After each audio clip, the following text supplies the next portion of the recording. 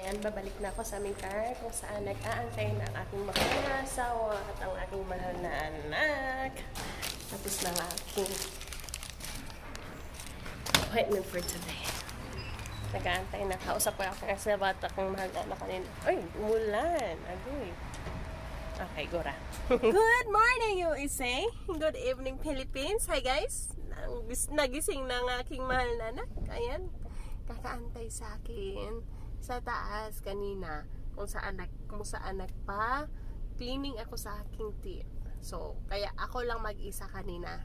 Kasi dito yung aking mahal na asawa at ang aking mahal na anak. Minantayan yung aming mahal na anak. Kasi tulog pa siya kanina bago ako umakyat. So, umalis kami sa bahay, tulog pa siya. Oh, ayan. Yeah. Where is it? Oh. Yeah. Wait. Wait. Oh, pakita talaga niya. Pakita niya talaga kasi nagpunta daw ako sa dentist. And my Toothbrush. And my toothbrush. Yeah. Sa kanya to. So, ang akin is kanya. Even my coffee.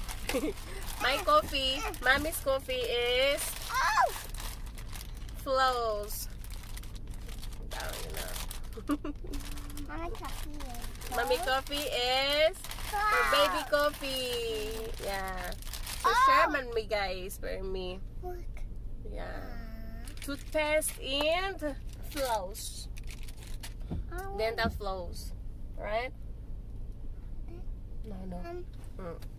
Am I? Ah, sure. Ang aking mahal na anak. Are you hungry, my love? Yeah. Breakfast time, you know that? Breakfast time. Hindi pa siya. Kasi may appointment, nagka-appointment ako today. So, every time magising to, ang aming mahal na anak talagang kakain niya ng Milo.